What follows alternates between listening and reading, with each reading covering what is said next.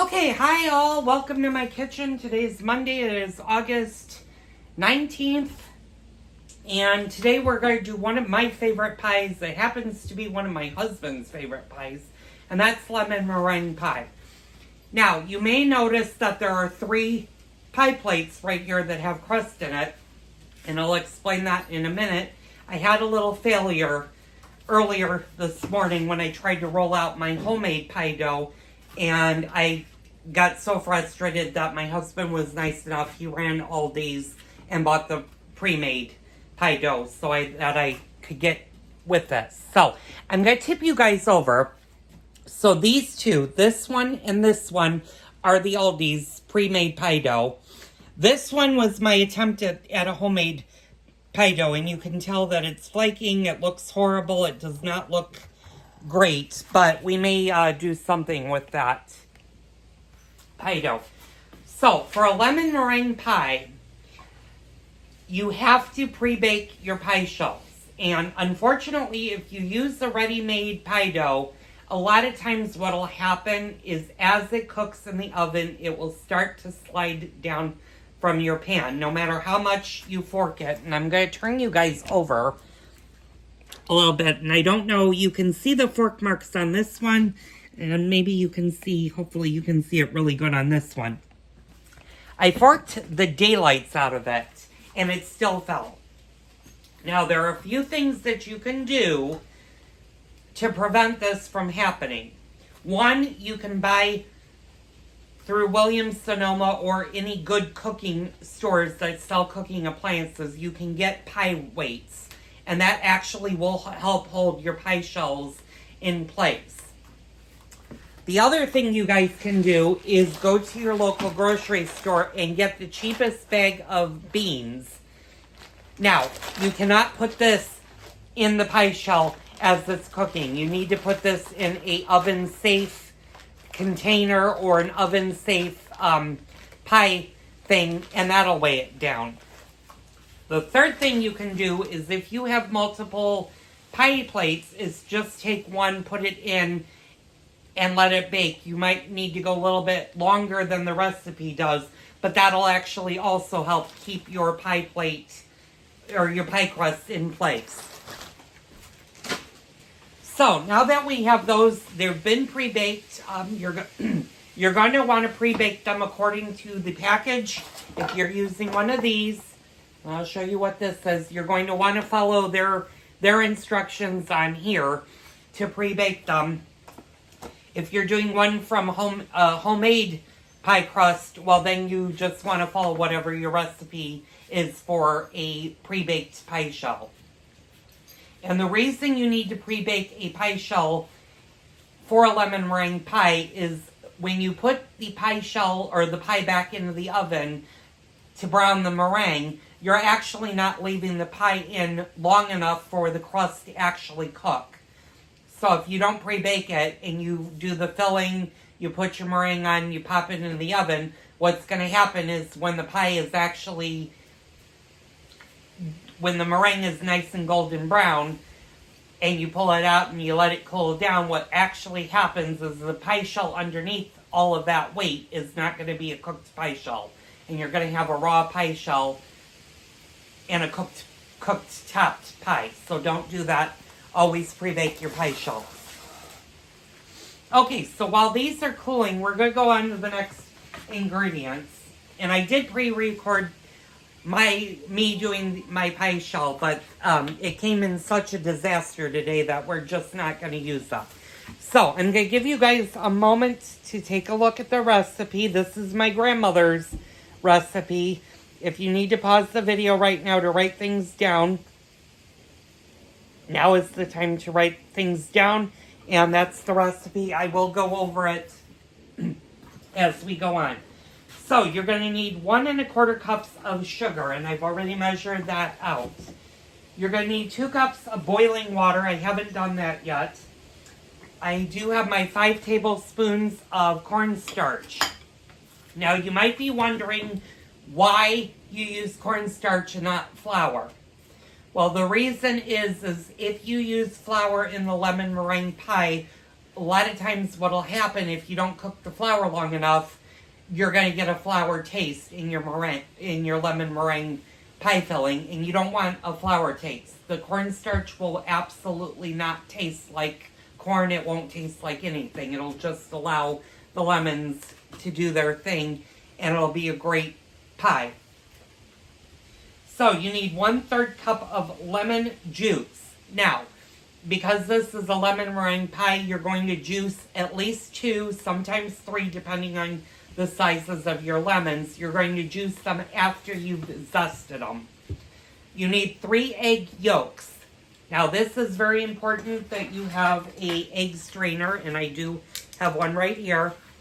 You're going to want to make sure that this is nice and clean and stays clean. And the reason for that is when you do the 3 egg yolks for the pie, you're going to reserve the 3 egg whites, and that will become your meringue topping.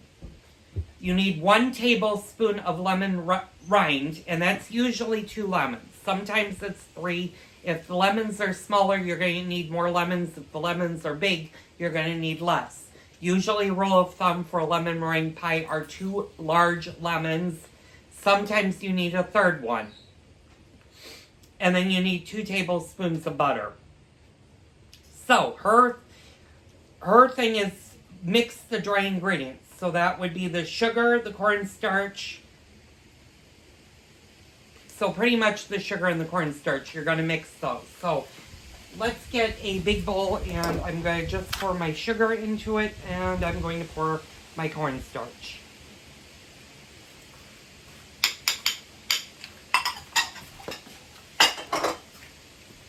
And you can use a whisk to do this. You're actually going to need a whisk eventually for the recipe. I like to use the metal. You can use almost any whisk. You just want to whisk this together. You do not need to sift this. And the reason you're mixing this before you add it is you're breaking up any potential lumps, because you don't want your lemon meringue pie to have any lumps in it. And a lot of times what can happen is you can have little lumps from the cornstarch. So you're just going to kind of whisk it together.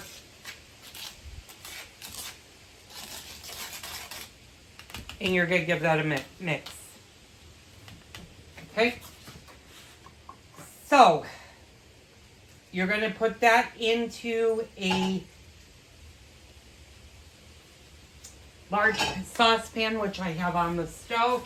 You're going to put 2 cups of boiling water. Now, what I like to do is I like to pre-boil my water. So, what I'm going to do is I'm going to turn this on to a hot setting. So let your water get nice and hot.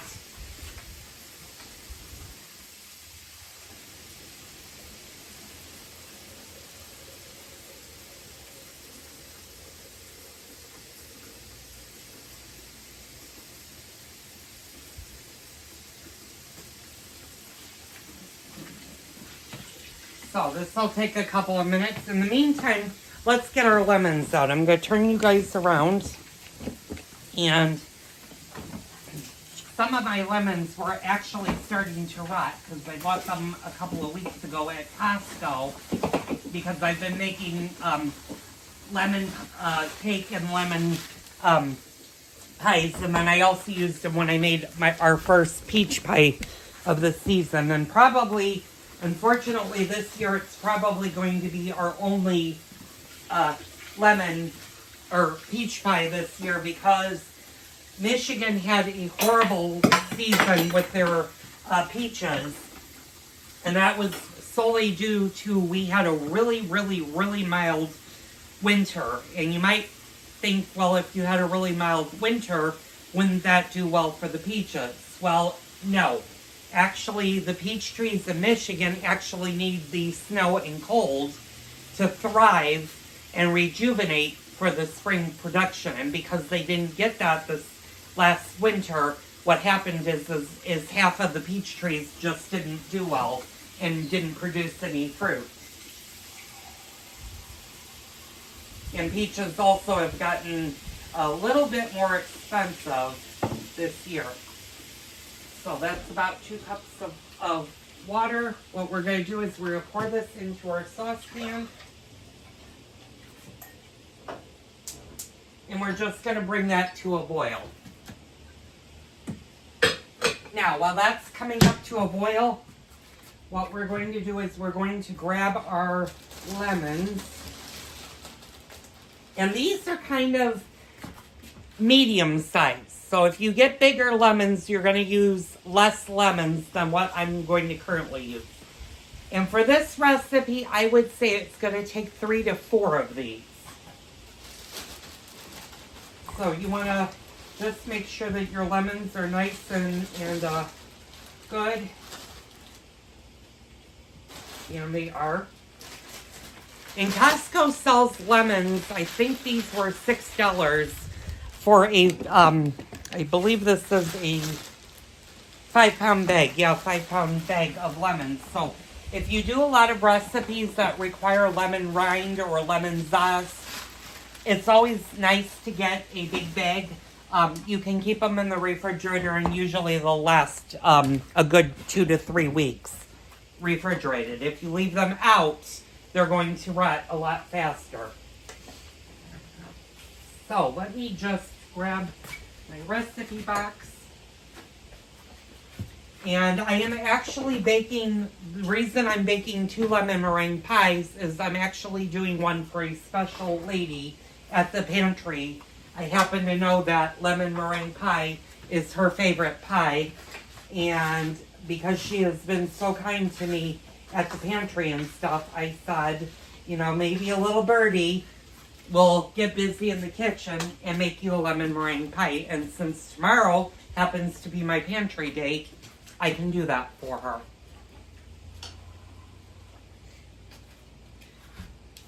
So what we're going to do is we're going to take our 3 lemons and put those off to the side. Now I do need to get my zester, and I have a little grater, and this is the perfect grate for when you do the lemons. And let me grab a bowl.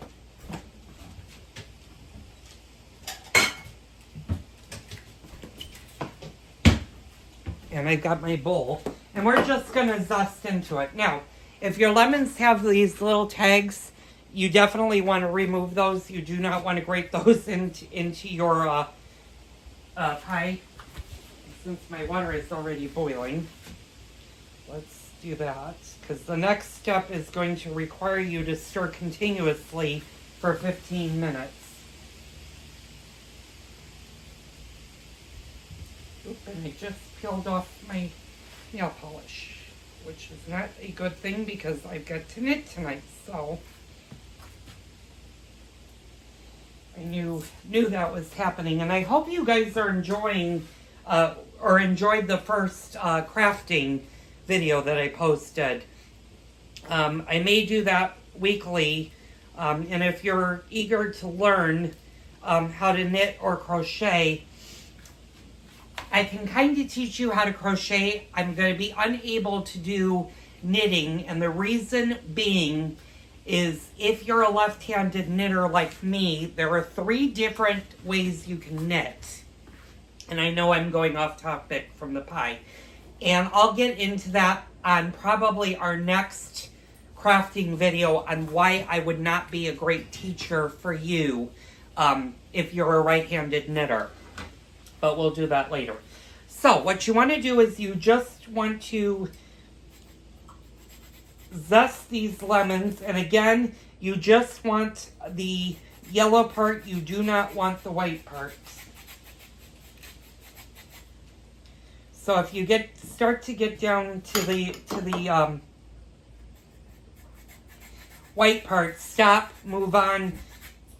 And this lemon is a little bit soft. Hopefully, yeah, this one is much better.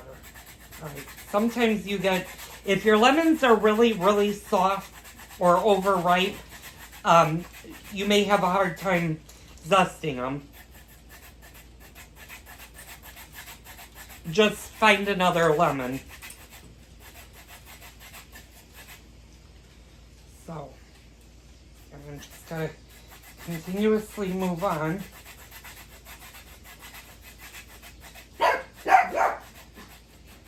first, it's such a nice day that we have the doors open. We finally were able to turn the air conditioner off, although that won't last long because towards the end of the week it's going to climb well back into the 80s, and then next weekend we're going to go right back into the 90s, so the air will eventually have to be turned back on.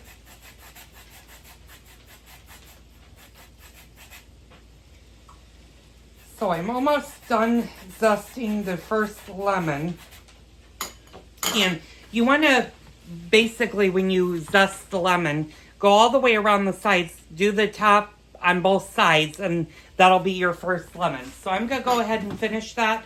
I'll be back and I'll show you what to do next. Okay, I am back.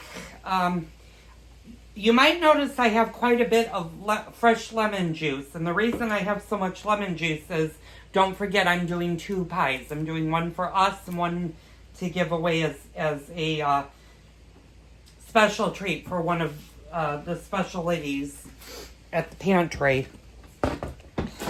So now that those are done, now how did I do my lemon juice, you might be wondering. And I actually put it through my grandmother's juicer. If you have a juicer, it's a wonderful way to use your juicer for this, because what my grandmother's does is it catches the lemon seeds. Now, you can definitely squeeze it by hand. You can use a handheld lemon juice. You just need to be careful that you do not get any seeds into your lemon juice, because you don't want a seed to get into your pie filling. So, let me make sure we've got the lemon rind now. We don't have the 3 egg yolks, so let's do that right now. And I'm going to get a special... And I know things are very tight in my kitchen right now, and that's just because I have 3 pie shells that are kind of sitting out, that are doing stuff. Now, sometimes this will cooperate and sometimes it won't, actually. Let me set those down because they're actually very heavy. Yeah, I need to go down one size. Now, my bowls, unfortunately, are not, these Williams-Sonoma bowls are not really designed to hold the egg thing, but I have one particular bowl that is. Now, like I said, you are going to want to be very careful with this stuff, and I'm going to show you what I mean in 1 second. Let me get my bowls safely back where they belong. And I'm very protective of those bowls. For those of you that don't know why I'm so protective of those, is Williams-Sonoma quit making the glass bowls. They now switch to either metal or a hardened plastic, and I really don't like those type of bowls. I prefer the weight of the heavy bowls, and my husband bought me that set quite a few years ago for Christmas, and I cherish those bowls. Now, they're not, I will say they're not for everyone, because that set is very, very heavy. It's a heavy, heavy, heavy bowl set. So, now when you do your eggs, this is where you need to be incredibly, incredibly, incredibly careful, because if you get any yolk accidentally into your egg white, you're going to be starting all over again.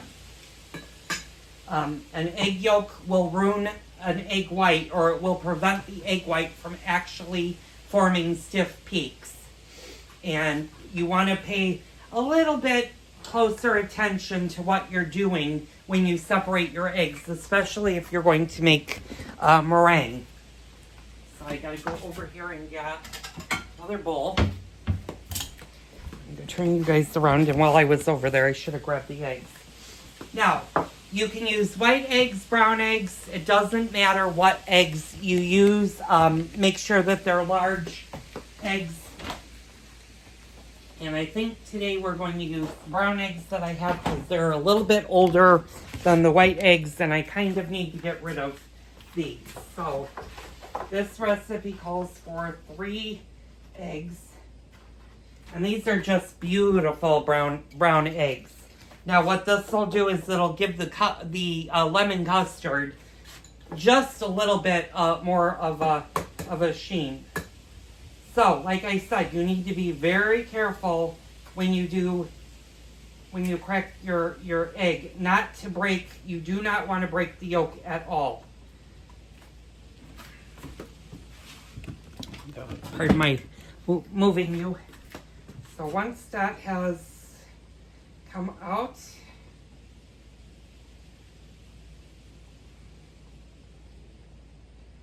and sometimes you've got to be careful because sometimes the egg yolk will try to slip off of the thing and into your egg whites, and then you're starting all over again.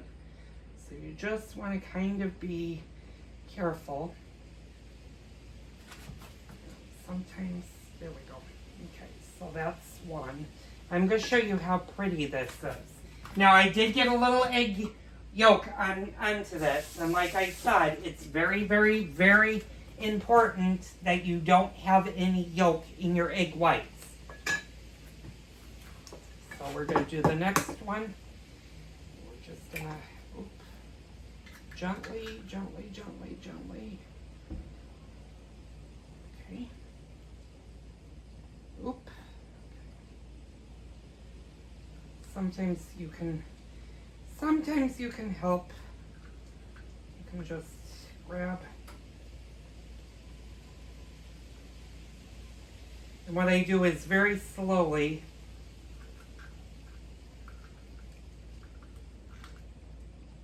And you can just take that and drop that. Okay, so these are looking good. I'll move you guys again, and we're going to do our third egg.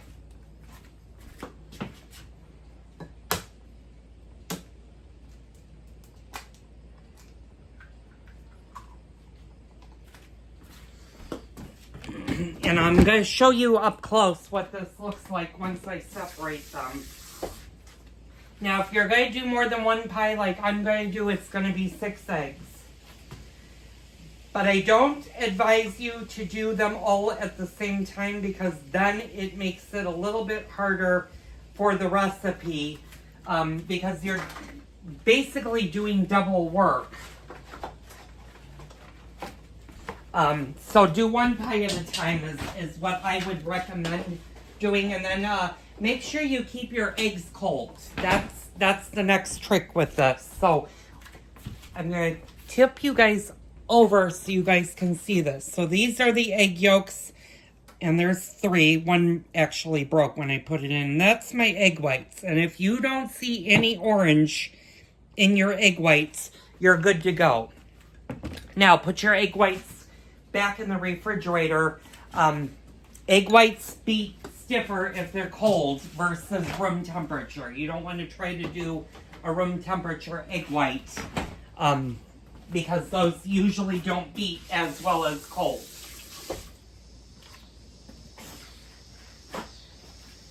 So let's get started with the recipe. I'm going to stop the video for a minute. I'll pick it right back up. Okay, and I'm back. So we got our water is pretty much boiling. I just had it on a simmer. So once it starts boiling, what we're going to do is we are going to add the dry ingredients, and we're going to stir continuously, and we're going to boil it for at least 15 minutes. So that's the dry ingredients, and it is doing that. So what we're going to do is we're just gonna pop this in, and we're gonna stir continuously for 15 minutes once it gets back to the boil. Now, do you need to whisk it? No, you could definitely just use the spoon.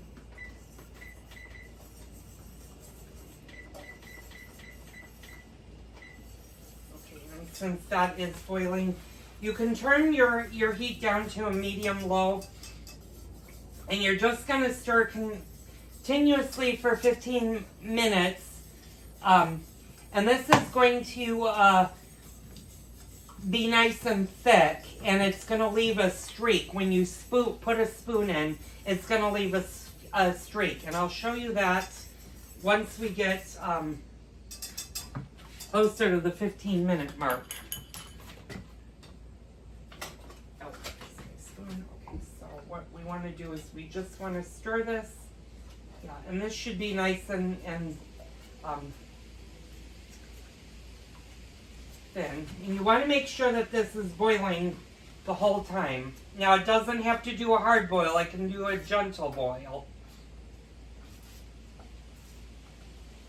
And this is already actually coming, and I think it's because the water was doing that. But so what we're going to do is we're actually going to just do this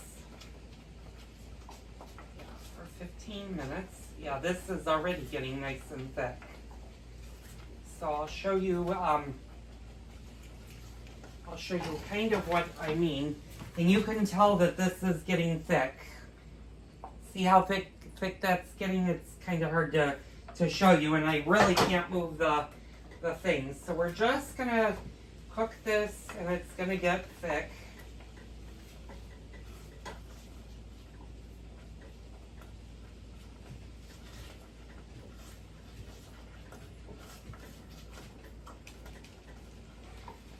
We might actually have to go low, because I don't really think we need to go too high with this.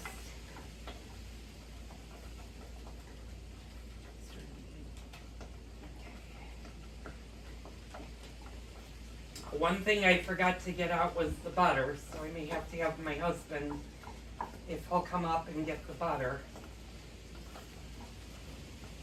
Yeah, this is just nice and thick.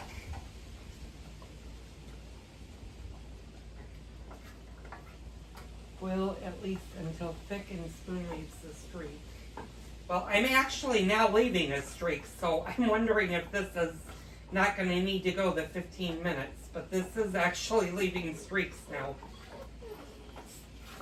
So I'm going to boil this for about maybe 5 minutes. Since the water was so hot and the pot was so hot, I think this actually, because it is now leaving streaks, I actually think this doesn't need to go the full 15 minutes, but we'll see.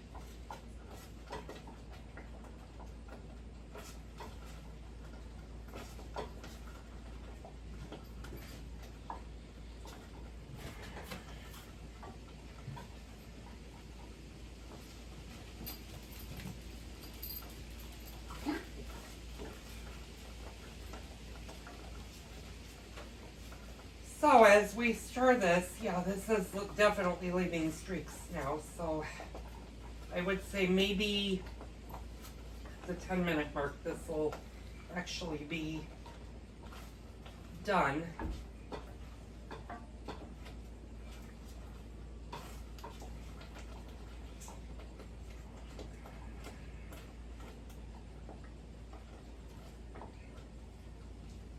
So if you pre-boil your water and leave it on a simmer, I think what happens is the pot and the water gets so hot that when you add this, it'll streak really fast. And I'm going to kind of show you what I mean by streaking. Hopefully you guys can see this, and I'll try to go up. But you see how thick that's becoming? That's what you want the meringue to do.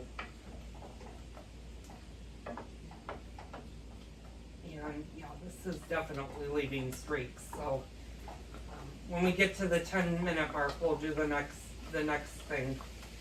Yeah, I don't need it. I don't think it needs to go much more, but we'll see.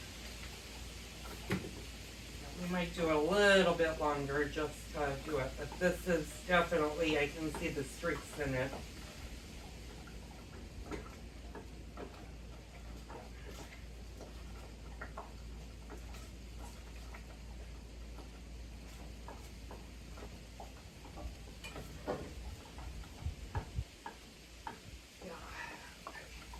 Alright, so I'm going to turn the timer off, and I'm going to take this off for a minute.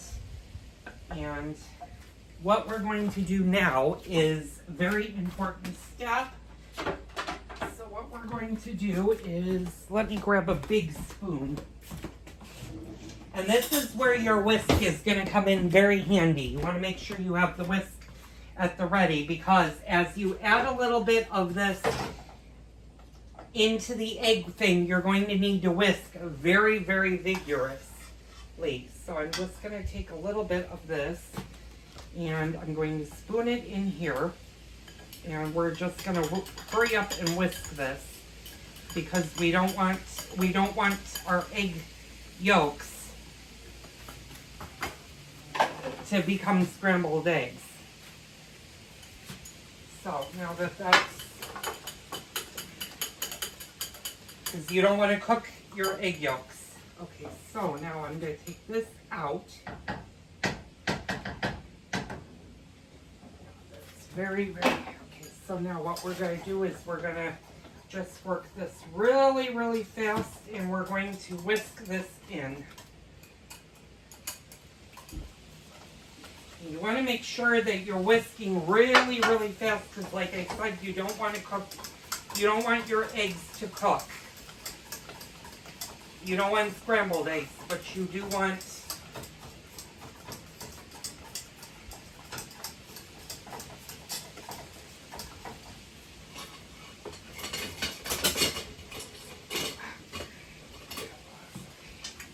now what I do want to do is I want to pour all of this in. So,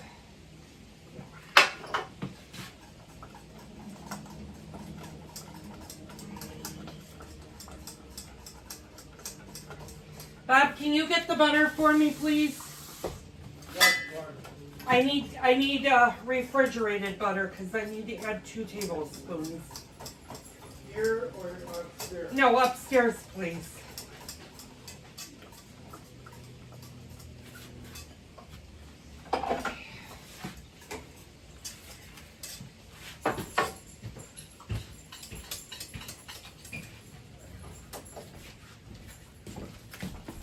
So I'm going to show you guys what it should look like. Should look like that. Let me give you a better thing. So that's what it should look like. Now we're going to add 2 tablespoons of butter to this.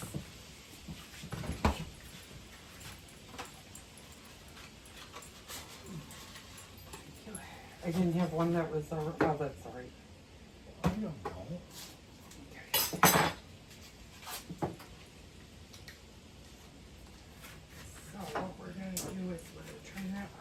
We're going to put the butter in and we're going to just melt the butter into the mixture. And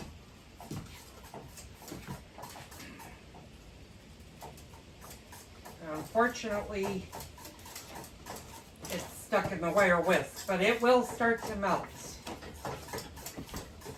It's already melting because this is already getting hot. Yep. So now it's Hey. You just want to melt the butter while whisking. Hey.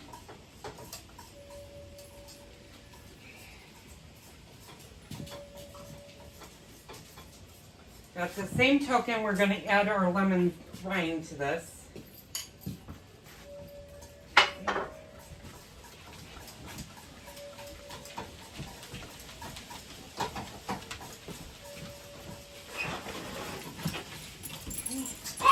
Now we're going to remove it from the heat. Now that that's all stirred in. And if you want to taste a little taste, that definitely has the lemon flavor. Now we're going to add the juice, and we just need 1/3 of a cup. Now I'm using 1/4 of a cup. Let me go grab the 1/3 of a cup.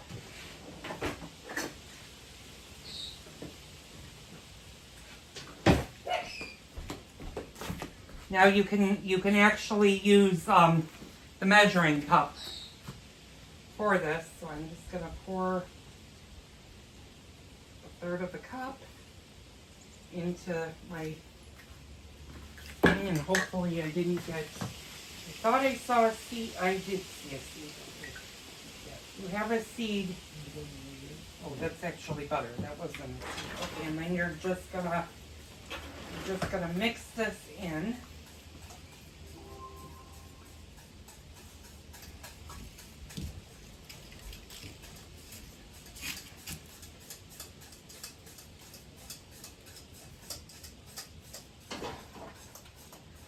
Now I put it back on the burner that it was on. Hey. but I don't have it turned on. And at this point, you don't want it to turn on. Now you want this to cool a little bit. So, I'm going to show you what it should look like. It should look like a lemon, and that's your bottom layer for your pie. Now, let's do the meringue. Now, the meringue is a little bit trickier. I'm going to put my pie crust over here.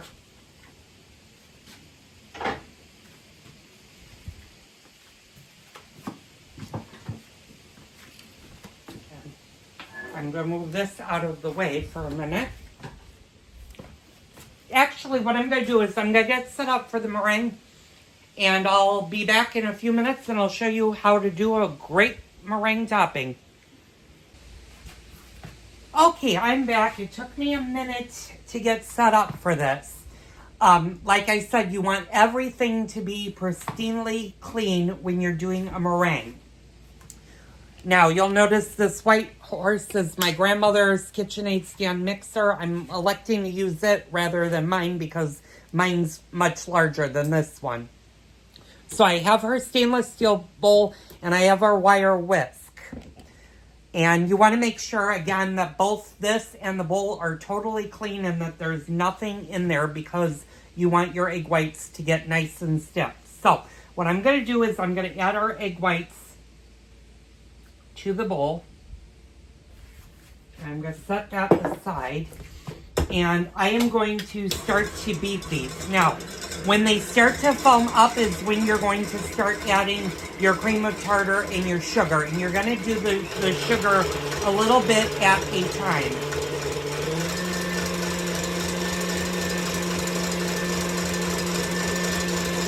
Now, what the cream of tartar does is it stabilizes the egg white. Those are starting to get foamy, so I'm going to add a little bit of sugar at a time.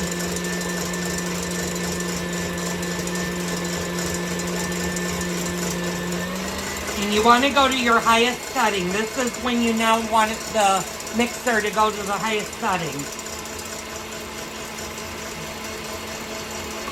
Now I can add that, and I'm going to also add a 1/4 teaspoon of cream of tartar. Now you can add a little bit of vanilla to this. I'm just going to add, the recipe calls for a tablespoon. I'm going to add 1/2 teaspoon. Because you don't want your egg whites to be overpowering with the vanilla.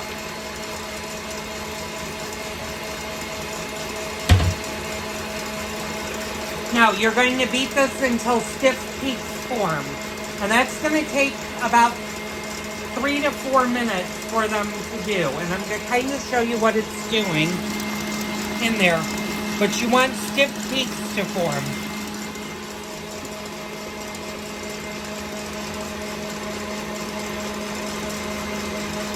Now, it's very, very important not to overbeat your egg whites.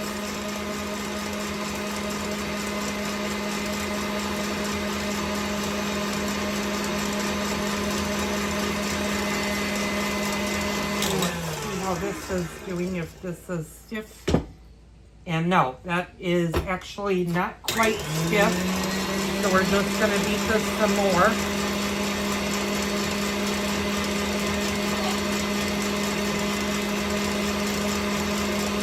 And you'll know when they're stiff. They'll actually stand up and they'll make peaks that don't fall over. And I think we're just now coming to the stiff peak.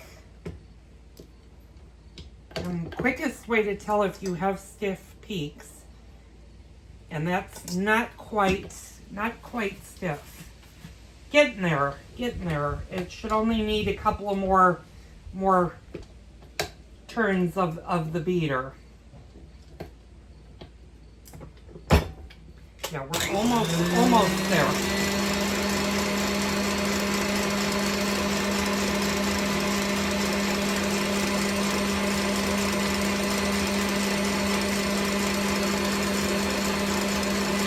I think that is the stiff peak.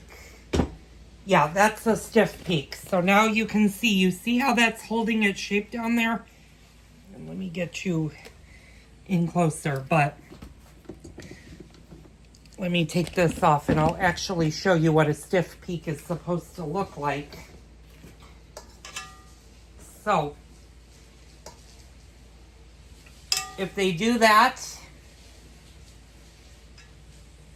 without falling over, that's a stiff peak. You don't want to go any further with your meringue. And I'll kind of show you what it looks like in there. You can kind of see how they're holding their shape. That's a stiff peak. Now it's very, very, very easy to overbeat your egg whites.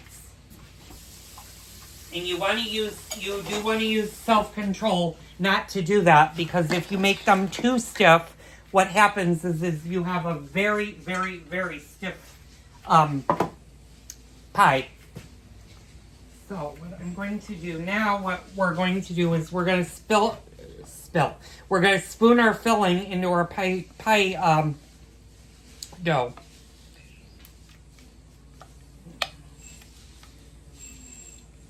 And we're just going to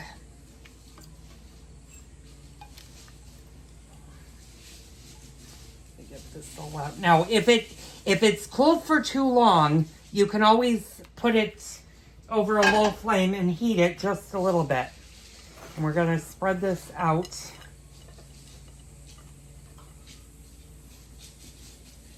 We're going to try to make this look as pretty as possible. Now, like I said, this pie shell kind of collapsed in itself. So it may not look the prettiest, but I can guarantee it's going to taste really, really, really good.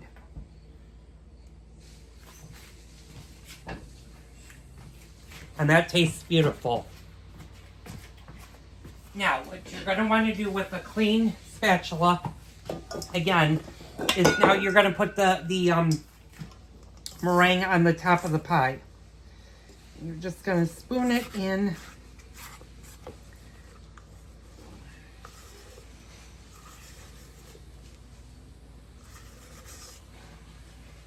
And then you're just going to spread it. Now, this may not be as stiff as it should be, but it should do pretty good.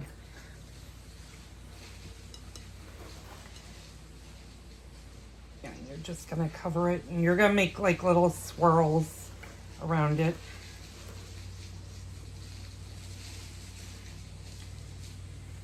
Just put this in. And you can make little swirls on it. You can be decorative. Usually the back of a spoon is great for doing this. Sometimes you can definitely use a spatula or a knife.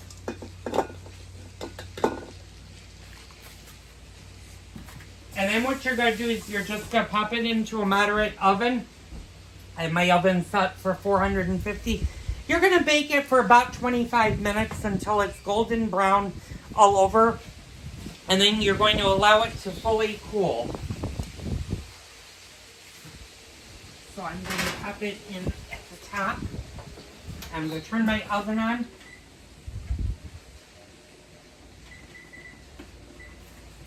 And that was the lemon meringue pie. So I hope you guys enjoyed the video. Now, if you're going to do a double meringue pie, wash everything. Obviously, don't wash what your lemon juice is because you need that. But wash everything and start all over and just repeat the process. That's all you need to do. So I hope you guys enjoyed this. I will see you probably maybe next week for a crafting video. And then I'm going to take the rest of August and a good chunk of September off. We may just do crafting videos. I haven't decided, but Bob's birthday is coming up in September. If you want to give him well wishes and stuff, his birthday is September 12th. We'll do that ahead of time. But I'm going to take some time off because my kids are coming into town and I need to do a few things at the pantry and stuff. So thank you guys so much for joining me join me for the next interesting video. It'll be an interesting video. I don't know what it's going to be yet, but we'll talk when it comes on. So I'll see you guys on the next video.